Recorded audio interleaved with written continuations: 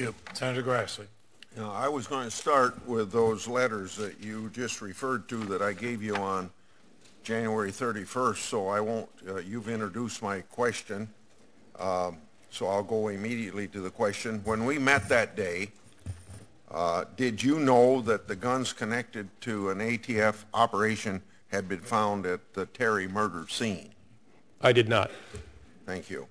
Less than 48 hours after Agent Terry died, your deputy was informed that guns found at the Terry scene traced back to Fast and Furious. We have emails and detailed briefing papers that went to Grindler on December the 17th. Did Mr. Grindler ever say anything to you in December or January about the connection between the ATF and the guns found at Terry's murder scene? No, he did not, but I think it's understandable in the sense that the information that was shared with him did not indicate that any of the tactics that we find in the flawed Operation Fast and Furious operation were actually mentioned in the email that, that you referenced. So he did not share that information with me. Okay. Documents produced by the department suggest that your deputy chief of staff spoke with U.S. Attorney Dennis Burke about Fast and Furious shortly after Agent Terry's death. Did Mr. Wilkinson say anything to you about the connection between Agent Terry's death and the ATF operation?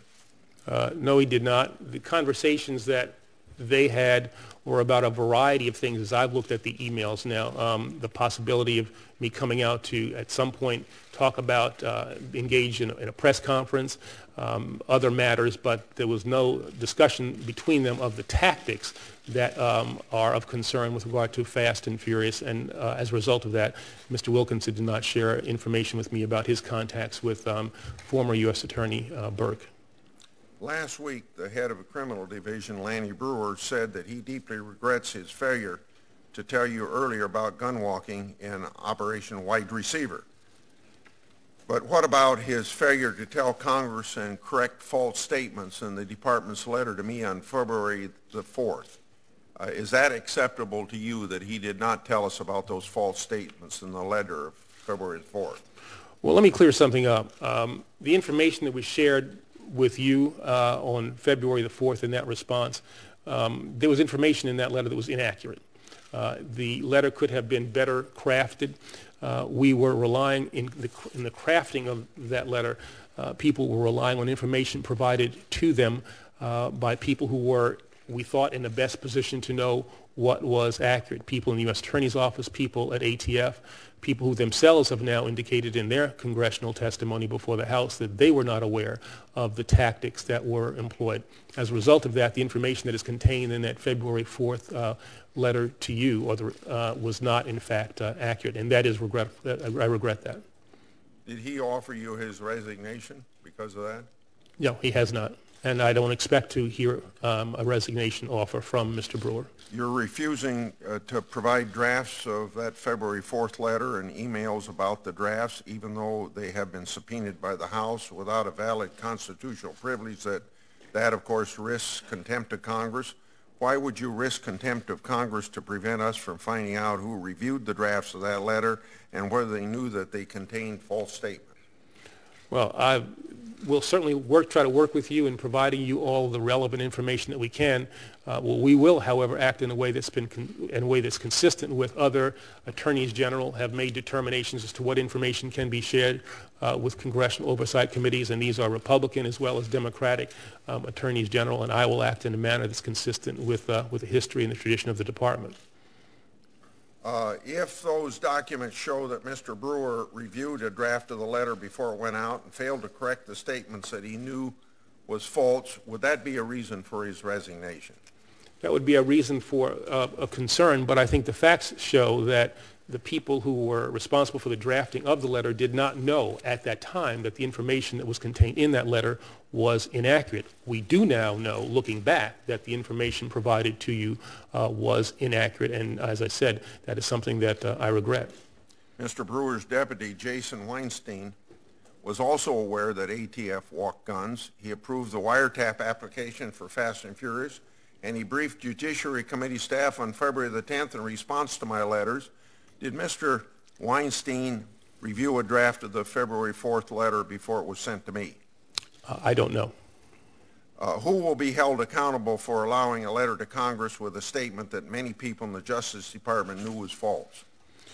Well, again, I have to dispute with due respect the assertion that people in the Justice Department knew was false. People in the Justice Department who were responsible for the creation of that letter, again, relied on information provided to them that they thought was accurate. We only know that the information was inaccurate in hindsight. At the time the letter was prepared, our best thought was that the information supplied was in fact correct.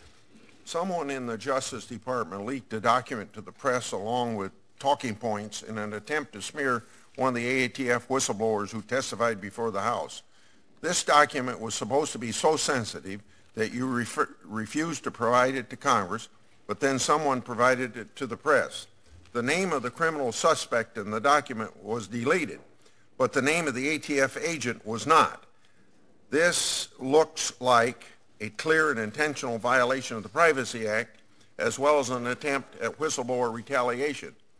In a private phone conversation with me, you already told me that someone has been held accountable for this, but your staff refused to provide my staff with any details. Who was held accountable and how?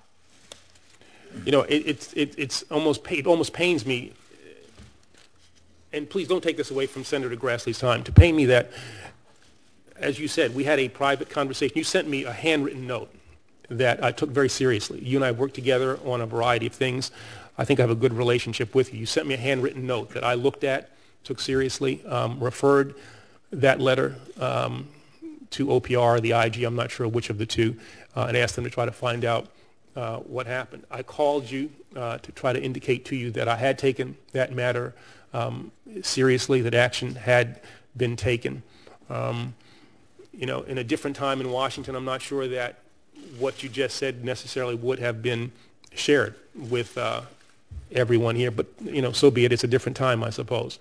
In response to your question, you understand that I told you over the phone conversation, if you wanted me not to ask this question, that I said, have your staff inform my staff, because I work very closely with my staff, and give the details so that I would know that this would be an inappropriate question to ask at this hearing. We'll let the Attorney General answer, and then we'll go to Senator Cole. Keep the same rule I applied to myself. You went 1 minute and 40 minutes. No, I did not on my question. You asked the question, but he answered 1 minute. I finished my questions before my time was up. Go ahead. You can answer his question, even though he asked it after his time was up. With regard to the question,